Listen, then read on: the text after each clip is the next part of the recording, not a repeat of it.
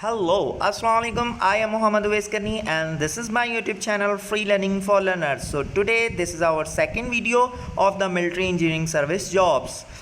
In our first video we have discussed about the advertisement and the instructions which should keep in your mind before applying and how to choose your particular post. This is our second video in which we are going to cover the online application process. Before going towards our topic, if you don't like and subscribe our channel, kindly like it and subscribe it, and don't forget to hit the bell icon which will help you to notify our future upcoming videos. Here is an important information for you. If you want to prepare for yourself, either you are at home or anywhere, you should like our Facebook page which is Star Jobs Preparation Academy Moro, from where you can get the notes of all subjects which is the part of the syllabus of military engineering service. So before our wasting time, let's start the topic.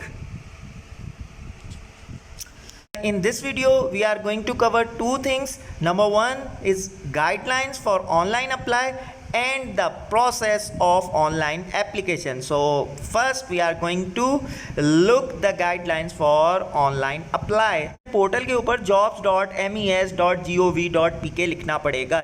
जब आपके पास इस तरह की window खुल आएगी तो first में हमने जॉब एडवर्टाइजमेंट अपने फर्स्ट वीडियो में कवर कर ली. इस वीडियो में सबसे पहले हम गाइडलाइंस फॉर ऑनलाइन एप्लीकेशन, अब हम ये पार्ट डिस्कस करने जा रहे हैं कि यहाँ पे आपको कंप्लीट प्रोसेस मिलेगा कि आपने ऑनलाइन अप्लाई किस तरह करना है. बिना इसके आप ऑनलाइन अप्लाई करेंगे तो आपको बहुत सारी मुश्किलात का सामना हो सकता है. तो चलिए सबसे पहले गाइडलाइंस को देख लेते हैं कि गाइडलाइंस क्या हैं जो हमें अपने जहन में रखनी है for the online application process. जैसे ही आप गाइडलाइन के ऊपर क्लिक करेंगे तो आपके सामने कुछ इस तरह की विंडोज़ खुल आएगी जिसके अंदर सारी गाइडलाइंस दी हुई हैं. तो procedure for applying online, those candidates which are applying for the post of 1 grade to 2 grade, उनकी पहले ही मैं आपको बता चुका हूँ कि उनकी फ़ीस नहीं है, वो विदाउट फीस अप्लाई करेंगे और सिर्फ ऑनलाइन अप्लाई करेंगे. और जो BPS 3 से 14 तक अप्लाई कर रहे हैं वो अप्लाई ऑनलाइन करेंगे. उसके बाद उनका प्रिंट चालान फॉर्म होगा और उसके बाद फिर वो बैंक के अंदर डिपॉजिट फ़ीस जमा कराएंगे. तो ये दो प्रोसेस हैं. जो 1 to 2 BPS के लिए लोग अप्लाई कर रहे हैं वो के लिए चालान फीस नहीं है, और जो कैंडिडेट्स 3 to 14 स्केल की जॉब्स के लिए अप्लाई कर रहे हैं उनकी ऑनलाइन एप्लीकेशन है, फिर चालान फॉर्म है और फिर बैंक की डिपॉजिट स्लिप है. तो अब हम गाइडलाइंस को एक दफ़ा देख लेते हैं.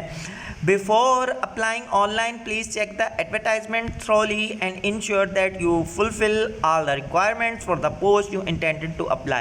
तो इसमें वही बात है कि गाइडलाइंस को आप अच्छी तरह पढ़ लें, सारी रिक्वायरमेंट्स को आप चेक कर लें, either you are eligible or not, जो हम अपने पहले वीडियो में कर चुके हैं. Application should apply immediately without waiting for the closing date of the advertisement.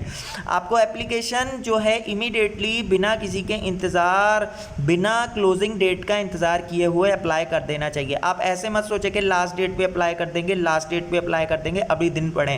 तो उसमें क्या होता है, लास्ट डेट के ऊपर आपको अनफॉर्चुनेटली कोई काम हो जाए, आपकी तबीयत ख़राब हो जाए, आजकल हालात बहुत ख़राब चल रहे हैं, कोई बारिश हो जाए, तो बहुत सारे मसले मसाइल आ सकते हैं. तो आप लास्ट डेट का वेट मत करें, विदाउट वेट आप अप्लाई करें. Last date of online submission is 7 सितंबर, जैसे हमने पहले देखा था, एंड फ़ी पेमेंट इज़ 11 सितंबर 2020.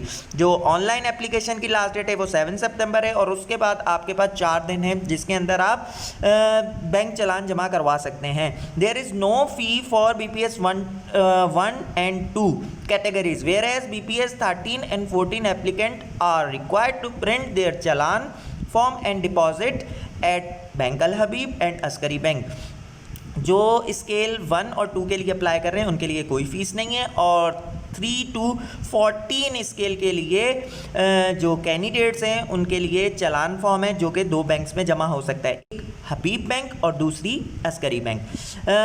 Do not send application print out, जो आपकी एप्लीकेशन निकलेगी उसका प्रिंट आउट आपने नहीं सेंड करना। और चालान फॉर्म और एनी डॉक्यूमेंट्स, और चालान फॉर्म भी और कोई भी डॉक्यूमेंट्स आपने सेंड नहीं करना। जो आप ऑनलाइन अप्लाई करेंगे उसका जब आप प्रिंट निकलवा चुके होंगे और बैंक के अंदर जब आप चालान भी जमा करा चुके होंगे तो उसका कोई भी डॉक्यूमेंट्स आपने नहीं भेजना, जैसा कि picture, CNIC, marksheet, ETC to ENC branch GHQ, मतलब GHQ के अंदर आपने वो कोई भी चीज़ नहीं भेजनी, कोई भी डॉक्यूमेंट्स आपने सेंड नहीं करना। Means payment through any other means like bank draft, postal order will not be accepted, और आपको पहले ही बता चुके हैं कि बैंक ड्राफ्ट और पोस्टल ऑर्डर एक्सेप्ट नहीं किए जाएंगे। Application found fake, fails information, CNIC qualification, experience, gender, religion, domicile, अगर इस तरह की कोई भी फेक इन्फॉर्मेशन दी जाएगी तो उनका फॉर्म, एप्लीकेशन फॉर्म रिजेक्ट हो सकता है। All communication will be made through the valid contact number, mobile number, जितनी भी कम्युनिकेशन है वो आपके नंबर से होगी, जो आप नंबर इसमें एप्लीकेशन फॉर्म लिखेंगे। Call letters for test interview will be placed on our official website just like mes.gov.pk। Call letter test का, इंटरव्यू का वेबसाइट के ऊपर शो किया जाएगा। Candidates are required to keep visiting the website, candidates को चाहिए कि वो वेबसाइट को लगातार देखते रहें आफ्टर द अप्लाई। वीडियो का सेकंड पार्ट है जो है ऑनलाइन प्रोसेस। ऑनलाइन प्रोसेस क्या होना चाहिए, ऑनलाइन प्रोसेस में क्या क्या चीज़ें रिक्वायर्ड होती हैं। तो सबसे पहले अब हम दोबारा उसी पोर्टल के ऊपर आ जाते हैं, मेन पोर्टल के ऊपर, जो कि MES का जॉब पोर्टल है।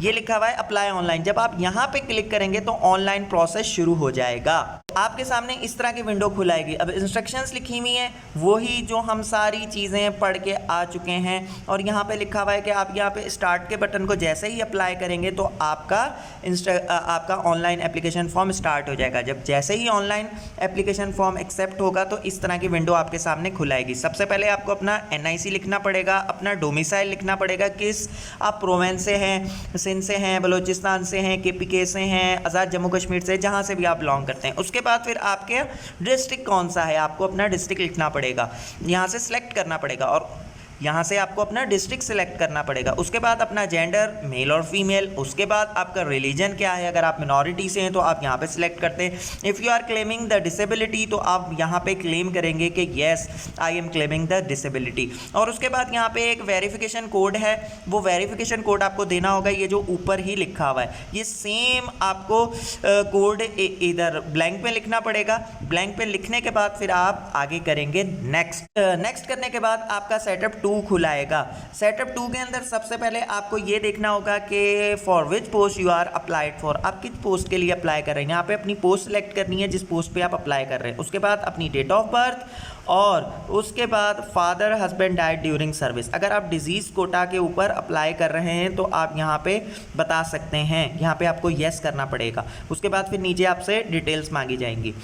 किसी भी शेड्यूल्ड कास्ट से बिलोंग करते हैं तो आप यहाँ पे येस करेंगे, फिर आपसे नीचे पूछा जाएगा कि आप किस कास्ट से बिलोंग करते हैं, और उसके आप यहाँ पे येस करेंगे। और अगर आप गवर्नमेंट सर्वेंट नहीं हैं तो आप नो ही रहने देंगे, और उसके बाद फिर आप नेक्स्ट का बटन दबाएंगे। जैसे ही आप नेक्स्ट का बटन दबाएंगे तो हमारी सेटअप नंबर 3 खुलाएगा। उसके अंदर पहले ऑप्शन है अपलोड द पिक्चर्स। आपको अपनी पिक्चर अपलोड करनी होगी, और एक और काम, यहाँ पे आपकी जो पिक्चर है वो बहुत कम साइज़ में रिक्वायर्ड होती है, नियर अबाउट 200 KB और 300 KB तक होती है। तो वो आप कोई भी अपना सॉफ्टवेयर सेलेक्ट कर सकते हैं, प्ले स्टोर से आपको बहुत सारे रिड्यूस साइजर ऑफ इमेज मिल जाएगा, वहाँ से आप अपनी तस्वीर का साइज़ कम कर सकते हैं। वरना अगर आपके पास बड़ी तस्वीर है तो ये पोर्टल एक्सेप्ट नहीं करेगा, आपके लिए बहुत परेशानी का बायस बन सकता है। तो लिहाजा पिक्चर अपलोड करने से पहले आप अपनी पिक्चर का साइज़ कम कर लें। उसके बाद यहाँ पे आप अपना फुल नेम लिखेंगे जो आपका CNIC के ऊपर है, फादर्स नेम लिखेंगे,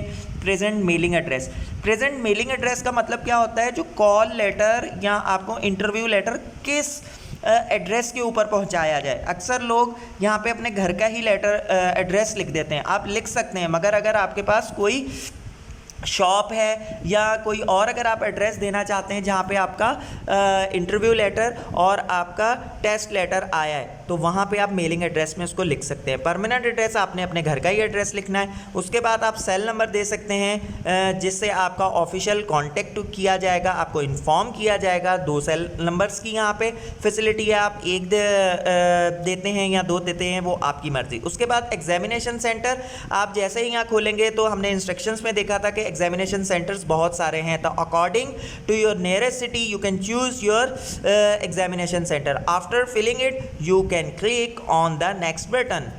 जैसे ही आप क्लिक करेंगे तो सेटअप नंबर 4 आ जाएगा। इसके अंदर आपकी एजुकेशन डिटेल्स मांगी जाएंगी। Required qualification for senior draftsman, मतलब यहाँ पे आपके बारे में लिखा हुआ है कि आपने की जो भी क्वालिफिकेशन है आपने वो यहाँ पे फिल करनी है। अगर आप मैट्रिक हैं तो यहाँ पे आप जैसे ही क्लिक करेंगे तो राइट का ऑप्शन आ जाएगा। उसके बाद आपने अपने मेजर सब्जेक्ट्स इधर सेलेक्ट करने होंगे। उसके बाद आपने कितने मार्क्स लिए हैं, टोटल मार्क्स कितने हैं और कौन सी यूनिवर्सिटी और बोर्ड से लिया है। इसी तरह ही matric, intermediate, DAE, bachelor degree, master, technical trade और any other certificate according to your post. एक मैं एग्जांपल आपको बता देता हूं, अगर आप डीएई के लिए अप्लाई कर रहे हैं तो आप मैट्रिक और डीएई फिल करेंगे, और अगर आप किसी और पोस्ट के लिए अप्लाई कर रहे हैं तो जो भी आपकी क्वालिफिकेशन है आप उस हिसाब से यहाँ पे अपना क्वालिफिकेशन को फिल करेंगे। क्वालिफिकेशन को फिल करने के बाद फिर आप नेक्स्ट बटन को क्लिक कर देंगे तो आपके पास फिफ्थ सेटअप आ जाएगा। फिफ्थ विंडो जैसे ही खुलेगी तो फिफ्थ विंडो है एक्सपीरियंस डिटेल्स, मतलब ये ऑप्शनल है। अगर किसी पोस्ट के लिए